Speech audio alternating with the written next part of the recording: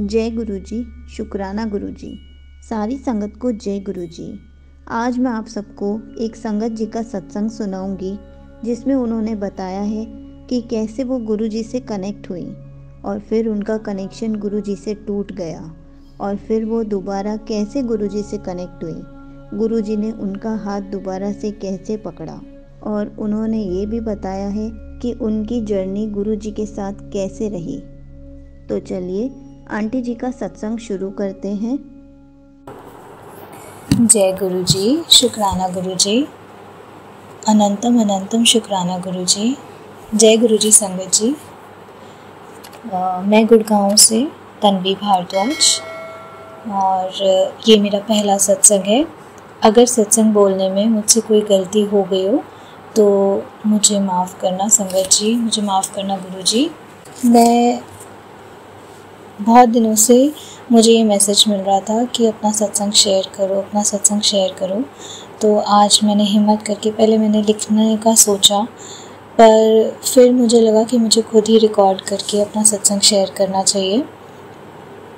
तो मैं फिर से बोलूँगी, अगर मुझसे कोई गलती हुई हो सत्संग बोलने में तो प्लीज़ मुझे माफ़ करना गुरुजी। तो सत्संग शुरू करने से पहले मंत्र जाप बोल लेते हैं।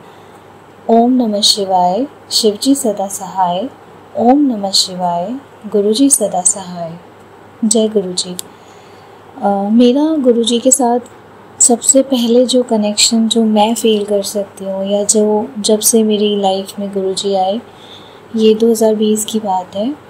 मेरे राइट हैंड में उस टाइम प्रॉब्लम स्टार्ट हुई थी, काफ़ी ज़्यादा प्रॉब्लम चल रही थी और मैं अपना राइट हैंड यूज़ नहीं कर पा रही थी, काफ़ी पेन रहता था। इनफैक्ट मैंने जो अपना मास्टर्स का एग्ज़ाम लिखा था, उस एग्ज़ाम में मैंने राइटर की हेल्प ली थी और मुझे और भी बहुत सारे हेल्थ इश्यूज़ चल रहे थे। 2019 से ये हेल्थ इश्यूज़ स्टार्ट हुए थे एंड 2020 में जाके पता चला था कि मुझे फाइब्रोमाइल्जिया नाम की प्रॉब्लम है, जिसमें मेरी पूरी बॉडी में गांठें बनती हैं, फाइब्रोमायोमास बन जाते हैं, पत्थर जैसी गांठें बनती हैं, जिसमें मेरा राइट हैंड सबसे ज़्यादा इफ़ेक्टेड था। मेरी नेक, गर्दन और C4 C5 की नर्व्स कंप्रेस थी, तो मुझे बहुत ज़्यादा झंझनाहट होती थी हाथों में और ज़्यादा अगर मैं थोड़ा सा भी काम कर लूँ राइट हैंड से तो मुझे मेरी तकलीफ़ बढ़ जाती थी, स्वेलिंग बढ़ जाती थी नेक में। और जो मेरी पीठ है, upper back, middle back, lower back, तीनों इतनी स्टिफ़ हो जाती थी, पत्थर जैसी हार्ड हो जाती थी और बहुत बॉडी एक रहता था मुझे। कई बार मैं रोती भी थी, इतना दर्द होता था। मम्मी मेरी मुझे रोता हुआ देख के वो रोने लग जाती थी, बहुत ज़्यादा तकलीफ़ में थी। और इसके अलावा मेरी पेल्विक फ्लोर की जो मसल्स थी वो भी वीक हो गई थी, तो मेरे स्टूल्स का पास करना, यूरिन पास करना, सब में प्रॉब्लम होने लग गई थी। तो 2020 में जाके इतना समझ में आया था कि ये जो भी प्रॉब्लम्स हो रही हैं, it is because of fibromyalgia. And बहुत सारे डॉक्टर्स को दिखाया, मेडिसिन्स ली, बहुत टेस्ट कराए। Somehow homeopathic medicine and allopathic medicine मेरी कंटिन्यू रही। एंड फिर एक दिन ऐसे हम भटकते रहते थे कि यहाँ जाए, वहाँ जाए, कहाँ जाए, कहीं से आराम आ जाए, चाहे वो स्पिरिचुअल कोई दरवाज़ा हो या कोई किसी डॉक्टर का दरवाज़ा हो। तो ऐसे ही एक दिन मेरी मदर बोले कि हम गुरुजी के मंदिर चलते हैं, छतरपुर वाले जो गुरुजी हैं, इनके बारे में बहुत सुना है, तो क्या पता वहाँ जाके तेरी ये जो प्रॉब्लम है ये ठीक हो जाए। तो मैंने भी बोला कि हाँ ठीक है, जहाँ भी जाके हमें आराम मिल सकता है हम यहाँ भी चल के देख लेते हैं। तो हमने गुरुजी प्लान किया और मैं, मेरी मदर, मेरा भाई एंड मेरी मदर के चाचा जी और चाची जी भी उस टाइम यही हमारे साथ रहते थे, गुड़गांव में ही रहते थे। तो हम सब उस दिन शाम को निकले, पहली बार जा रहे थे, कोई आइडिया नहीं था कि कैसे, कहाँ, क्या मंदिर है, क्या रूल्स हैं, क्या सिस्टम है। रास्ते में जाते हुए हम मैप में लगा के और ढूंढ रहे थे लोकेशन। छतरपुर में आगे जाके एक बहुत ट्रैफिक वाली रोड आती है, उस रोड पे डाइवर्जन था और डाइवर्जन पे हमारी गाड़ी के साथ साथ एक और सेडान कार थी और हमारी ऐसी हुई थी तो दोनों कार आपस में टच हो गई, और जो सेडान कार में जो अंकल थे वो गुस्से में आ गए और गाड़ी से उतर के, हालांकि गलती देखी जाए तो शायद दोनों की थी या शायद दोनों में से किसी की भी नहीं थी, बट वो तो बिल्कुल लड़ाई करने को एकदम रेडी हो गए कि मैं पुलिस बुलाऊंगा, मैं ये करूंगा, मैं वो करूंगा। और मेरा ब्रदर भी था वहाँ पे, एंड मैं भी डर गई कि ये क्या हुआ, अचानक से जाते हुए हम अच्छी जगह जा रहे हैं और ये लड़ाई झगड़ा हो रहा है, हम पहुँच भी नहीं पाएंगे टाइम पे। बहुत बहुत बहस चलती रही उनमें आपस में, और हमने उनको रिक्वेस्ट भी किया कि तो छोटी सी स्क्रैच भी नहीं आया, ज़रा सा वो हुआ है, और पर वो माने ही नहीं कि नहीं मैं तो पुलिस बुलाऊंगा, मैं इंश्योरेंस नहीं यूज़ करूँगा, काफ़ी सब हुआ। तो उस टाइम मैं भी वहीं खड़े होके उनको समझाने की कोशिश कर रही थी कि आप झगड़ा मत करो, कोई बात नहीं। तो फिर बस ऐसी बातों में निकला कि ठीक है, आप है ना नंबर ले लो, और हम जो है ना अभी जहाँ जा रहे हैं हम लेट हो जाएंगे, हम गुरुजी के मंदिर जा रहे हैं, नहीं हम मंदिर जा रहे हैं, और आप फ़ोन नंबर ले लो, हम वहाँ से बाहर निकल के फिर हम इस मैटर को सॉल्व कर लेते हैं। तो उन्होंने पूछा आप कौन से कहाँ जा रहे हो, तो हमने बताया कि हम गुरुजी के मंदिर जा रहे हैं। जैसे ही उन अंकल ने ये सुना तो उन्होंने कहा ठीक है कोई बात नहीं, हम भी वहीं जा रहे हैं, मैं भी वहीं जा रहा हूँ, तो वहीं मिल लेंगे। और नंबर लेके और हम निकल गए दोनों अपने अपने रास्ते पे।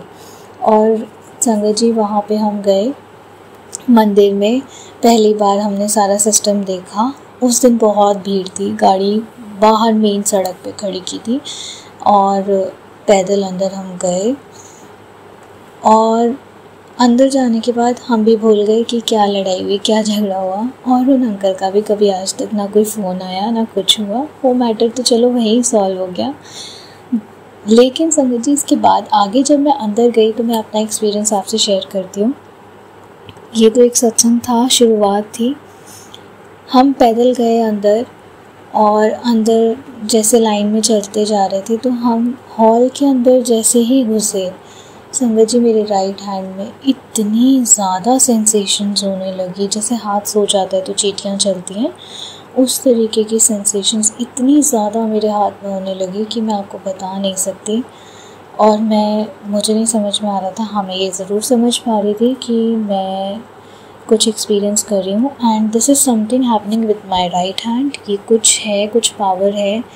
और वैसे भी जब हमने वो शिवलिंग देखा हॉल के ऊपर और अंदर घुसे, गुरुजी को देखा, उनकी वो जो उनका सिंहासन था, जो वो चेयर थी रॉयल सी, वो देखा, अपने आप आई डोंट नो कुछ एक फीलिंग हुई।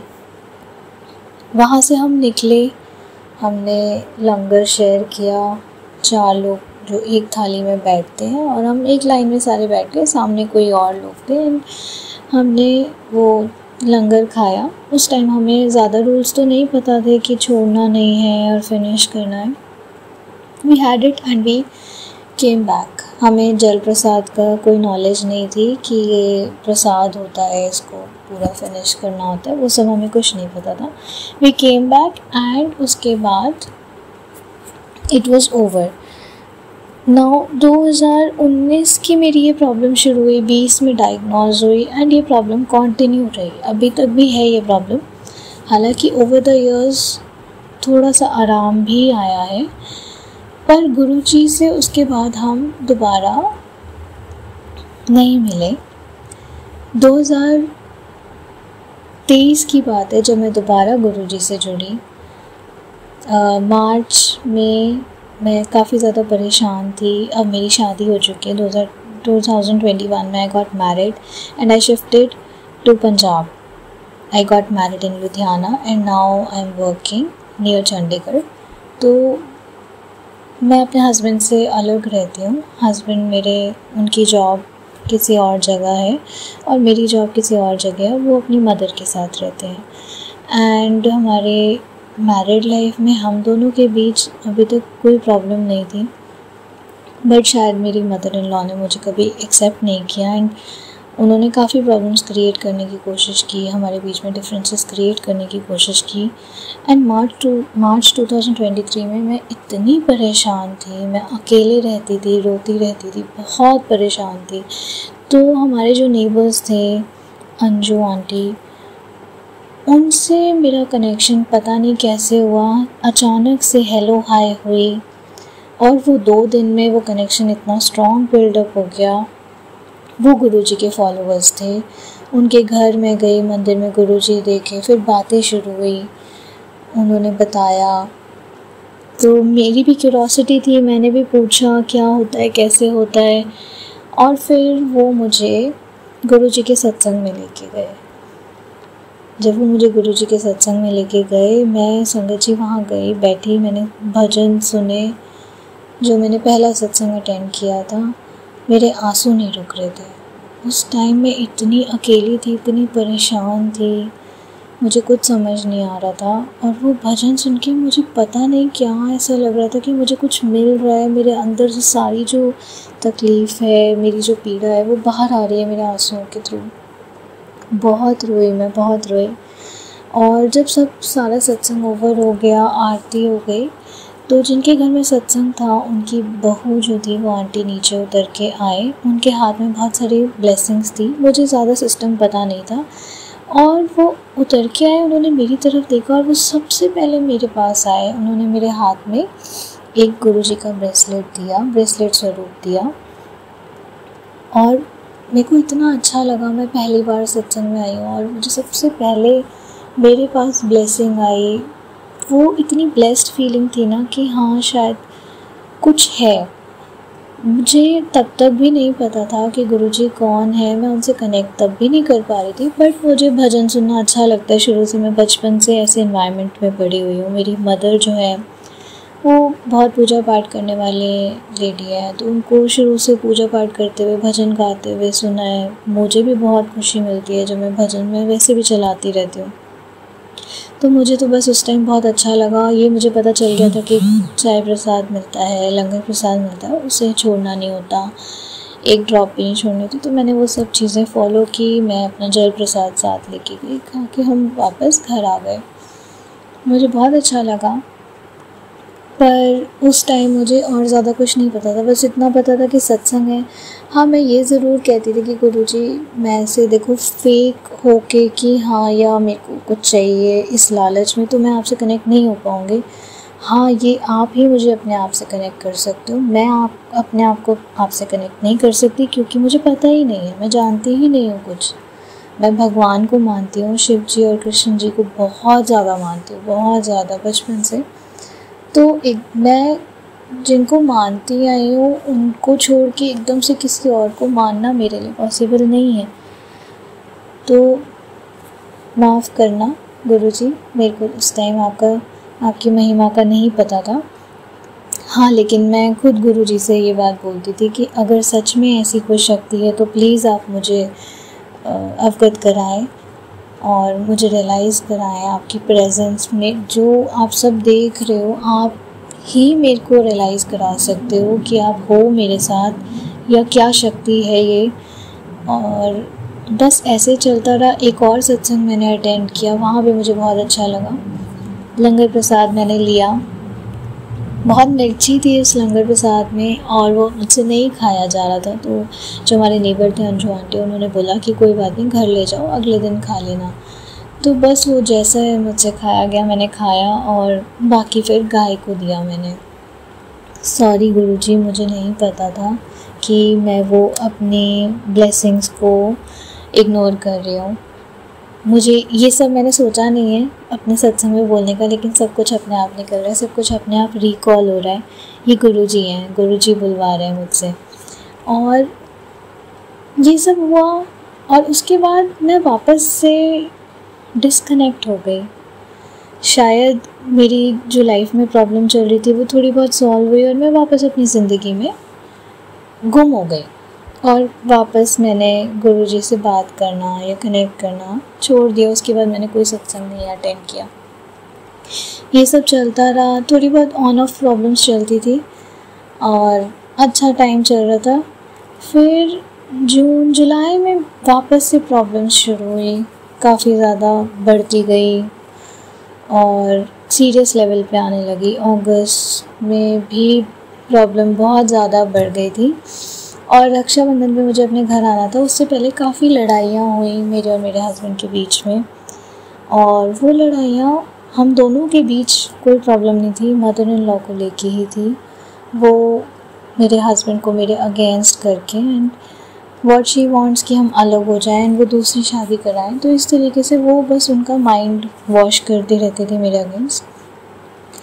और मैं उस टाइम साइकोलॉजिकली ठीक फील नहीं कर रही थी, मेरे अंदर अकेलापन घर कर गया था। मैं 1 साल से ऊपर अकेले रह रही हूँ और शादी करके अपने हस्बैंड की वजह से मैं अपने घर को छोड़ के वहाँ गई दूसरे स्टेट में, और जॉब भी उतनी अच्छी नहीं है जितनी अच्छी मेरी जॉब पहले थी। तो मैंने सब कुछ सैक्रिफाइस एक इंसान के लिए किया और वो इंसान भी मेरे साथ नहीं था, मेरी खुद की फैमिली भी मेरे साथ नहीं थी। तो मेरे अंदर अकेलापन बहुत ज़्यादा घर कर गया था, कोई मेरे साथ खड़ा नहीं था। हालांकि मेरे पेरेंट्स तो थे मेरे साथ बट फिज़िकली वो मेरे पास नहीं थे। मैं बहुत रोती रहती थी, बहुत रोती थी, बहुत ज़्यादा रोती थी, बहुत परेशान थी। खाना छूट गया था, सोती नहीं थी रात रात भर, बिना सोए मैं अपने जॉब पे जाती थी और बीमार हो गई थी काफ़ी ज़्यादा। तो ऐसे ही अचानक एक दिन रात को बैठे बैठे मैं बहुत तेज़ तेज़ रो रही थी, बहुत तेज़ तेज़, और शायद भजन चल रहे थे या गाने चल रहे थे, मुझे नहीं पता। और संगत जी, मैंने उससे पहले जैसे हमारे यूट्यूब पे संगत अपने सत्संग शेयर करती, तो मैंने कभी कोई सत्संग नहीं सुना था। तो वैसे ही शायद भजन या गाने जो भी चल रहे थे उस टाइम, पुराने गाने चल रहे थे, मुझे याद नहीं है, और मैं रोई जा रही हूँ और मेरा रोना नहीं रुक रहा था, बहुत तेज़ तेज़ रो रही थी। अचानक से संगत जी गुरुजी का मंत्र जाप या शायद गुरुजी को कोई भजन चल पड़ा, और वो भजन चलते चलते मेरा रोना अपने आप बंद हो गया, मैं बिल्कुल नॉर्मल हो गई। और उसके बाद एक सत्संग शुरू हो गया और मैं वो सत्संग सुनने लग गई। अब आप बिलीव करोगे संगत जी, मैंने अपने यूट्यूब पे कभी गुरुजी का सत्संग ना चलाया, ना मुझे किसी ने शेयर किया, मैंने कभी देखा ही नहीं था, और वो अपने आप चल पड़ा। तो मुझे उस दिन एहसास हुआ कि गुरुजी खुद आए मेरे आंसू पोंछने, उन्होंने खुद आकर मुझे चुप कराया। अपने आप उस यूट्यूब पे अपने आप वो उनका मंत्र जाप, उनके भजन, उनका सत्संग अपने आप चलने लग गया। ये मेरे लिए हैरानी की बात थी, और पता नहीं क्या मेरे अंदर एक सेंस ऑफ स्ट्रेंथ आई, अपने आप मैं चुप हो गई। अपने आप मुझे लगा कि हाँ, मैं अकेली नहीं हूँ। वो शायद गुरुजी ने उस दिन मुझे फील कराया कि तू अकेली नहीं है और तू रो मत। मैं बहुत खुशनसीब हूँ, बहुत ज़्यादा खुशनसीब हूँ कि गुरुजी ने मेरा हाथ थामा। मैं तो बुद्धू हूँ, पहले भी उन्होंने हाथ थामने की कोशिश की, लेकिन शायद मेरा उस टाइम वक्त नहीं आया था। पर वहाँ अकेले मेरी ऐसी हालत में वहाँ पहुँच के मेरा हाथ थामा गुरुजी ने। मैं बहुत ब्लेस्ड हूँ, बहुत खुशनसीब हूँ, बहुत ज़्यादा खुशनसीब हूँ। और ऐसे ही बस मैं प्रे करती हूँ कि गुरुजी हमेशा मेरा हाथ थाम के रखें, और मैं ये प्रार्थना करती हूँ कि चाहे सुख हो चाहे दुख हो, हम खुशी में जो हमारी सुप्रीम पावर होती है, भगवान है, गुरुजी हैं, हम भूल जाते हैं, हम अपनी खुशी में मस्त हो जाते हैं। पर मैंने इस बार यही प्रे किया कि गुरुजी मैं ये कर देती हूँ, अब मत करने देना। अब मैं आपको कभी ना भूलूँ, कभी हर क्षण में आपका नाम अपने मन में रखूं, मन में बोलती रहूं और टच हो। मैं पूरी कोशिश करती हूँ, और ये गुरुजी की ब्लेसिंग है। मैं चाहती हूँ मैं कभी ना भूलूँ, चाहे सुख हो चाहे दुख हो, हमेशा गुरुजी मेरे मन में रहे, मैं गुरुजी के मन में रहूँ, गुरुजी मेरा हाथ थामे रखें, बस कभी मेरा हाथ ना छोड़ें। तो आज के लिए मेरा पहला सत्संग मैं इतना ही बोलूँगी। सत्संग बहुत सारे हैं, मेरे साथ बहुत कुछ हुआ है संगत जी, बहुत कुछ हुआ है। मेरे को इतने आंसर्स मिले हैं, मैं इतनी परेशान होती थी और मांगती नहीं हूँ, अभी भी कोशिश करती हूँ मांगूँ ना, बस ये प्रे करूँ कि जो सबके लिए अच्छा हो वो हो। लेकिन गुरुजी तो अलग ही एक पावर है और वो सच में हमारे कष्ट दूर करने आए हैं। ऐसी पावर, ऐसी ब्लेसिंग मिलना जिसको भी मिली है वो सब लोग बहुत खुशनसीब हैं। और गुरुजी ये बात भी सही है कि वो सही वक्त आने पर ही अपने आप से संगत को जोड़ते हैं और वो आए भी हम सबके कष्ट दूर करने ही हैं। उन्होंने अपना चोला त्याग दिया, उसके बावजूद भी उनकी प्रेजेंस हम फील कर सकते हैं अपनी लाइफ में, उनकी ब्लेसिंग्स को हम फील कर सकते हैं अपनी लाइफ में। मैं कहाँ किस स्थिति में थी मैं आपको बता नहीं सकती, और आज मैं जहाँ हूँ ये सब गुरुजी की कृपा है। गुरुजी की कृपा से ही मैं आज इस सत्संग को रिकॉर्ड करने लायक हुई हूँ और मैं इसके लिए भी बहुत खुशनसीब फील करती हूँ, बहुत ब्लेस्ड फील करती हूँ कि मैं आज मैं सत्संग रिकॉर्ड कर पाई हूँ। थैंक यू गुरुजी। ये गुरुजी ने ही बुलवाया, मुझे नहीं पता था कि मैंने आज क्या बोलना है। थोड़ा सा लिखना शुरू किया था, फिर लगा कि नहीं, जो दिल में है मैं बोलती हूँ और बोल के रिकॉर्ड करती हूँ, और मैंने कुछ सोचा ही नहीं था मैंने क्या बोलना है। ये सब मेरे मुंह से अपने आप निकला है और मैं रुकी भी अपने आप हूँ, वरना शायद मैं आज और पता नहीं क्या क्या बताती, बट अपने आप स्टार्ट हुआ और अपने आप फुल स्टॉप लग रहा है। तो संगत जी, गुरुजी तो क्या है ये मैं आपको नहीं बता पाऊँगी। जब आप जुड़ोगे, आप कनेक्ट करोगे तो आप अपने आप एक्सपीरियंस करोगे। ये एक फीलिंग है, हम इसको शब्दों में बयान नहीं कर सकते। और मैं बहुत थैंकफुल हूँ उन लोगों के, उन संगत की जिन्होंने मुझे गुरुजी से कनेक्ट किया। हाँ, एक चीज़ और मैं बताऊँगी, मेरी मदर सबसे पहले थी जिन्होंने गुरुजी का नाम लिया। और अभी भी जब मार्च में मैं घर आई थी तो मेरी मम्मी के मुंह से ये निकला था कि तेरे कोई गुरु नहीं है, जिनको तू मानती थी वो एक्सपायर हो गए, वो माता जी थी कोई, तो तू क्यों ना इनको अपना गुरु बना ले। ज़िंदगी में एक गुरु का होना बहुत ज़रूरी है, मार्गदर्शन मिलता है, हमारी तकलीफ़ें कम होती हैं, तो तू इनको गुरु बना ले। ये बात मुझे याद नहीं थी, बट हाँ, अब जब मैं बहुत ज़्यादा जुड़ गई गुरुजी से, उनके सत्संग सुनती हूँ, मदर को अपने बताती हूँ जो मैं एक्सपीरियंस कर रही हूँ, तो उन्होंने मुझे याद दिलाया कि मैंने उस टाइम तुझे ये बात कही थी। तो देखो, ये गुरुजी का ही डायरेक्शन होता है कि किसके थ्रू हम उनसे जुड़ेंगे, वो अपने आप किसी ना किसी को भेज देते हैं। तो आज शायद मेरे सत्संग के माध्यम से कोई और गुरुजी से जुड़े, गुरुजी किसी और को जोड़ना चाहते हो अपने आप से, उस पर कृपा करना चाहते हो। तो मैं बहुत शुक्रगुज़ार हूँ गुरुजी की, उन्होंने मुझे खुद से जोड़ा और अपनी ब्लेसिंग्स दी, और बहुत सारी ब्लेसिंग्स दी। मैं बहुत खुश हूँ, बहुत ज़्यादा खुश हूँ। मेरी लाइफ में अभी भी प्रॉब्लम्स चल रही हैं, पर अब मेरे को डर नहीं है कि मैं अकेली हूँ। अब मेरे साथ गुरुजी हैं, उनका हाथ मेरे सिर पे है और उन्होंने मेरा हाथ थामा हुआ है, तो वो डर मेरा कहीं ना कहीं गायब हो गया है। तो यहाँ मैं अपना सत्संग ख़त्म करती हूँ आज का। आगे और बहुत सारे सत्संग शेयर करूँगी, गुरुजी की मर्ज़ी होगी तो उन्हीं की मर्ज़ी से और सत्संग भी शेयर करूँगी। थैंक यू संगत जी। जय गुरुजी। शुक्राना गुरुजी, अनंतम अनंतम शुक्राना गुरुजी। जय गुरुजी संगत जी। ओम नमः शिवाय। शिवजी सदा सहाय। ओम नमः शिवाय। गुरुजी सदा सहाय। Thank you so much auntie ji अपना सत्संग शेयर करने के लिए। आपका सत्संग बहुत ही प्यारा था। गुरुजी ने आपका दोबारा से हाथ पकड़ा, गुरुजी ने दोबारा से आपका कनेक्शन स्ट्रॉन्ग किया। बहुत अच्छा लगा सुन के कि आप गुरुजी के साथ हैं। गुरुजी ने आपको ब्लेस करके रखा हुआ है, खूब सारी ब्लेसिंग्स दी हैं गुरुजी ने आपको। संगत जी, अगर आप में से भी किसी को अपना सत्संग शेयर करना है तो आप अपना सत्संग ऑडियो रिकॉर्ड करके मेरी मेल आईडी पर भेज सकते हैं।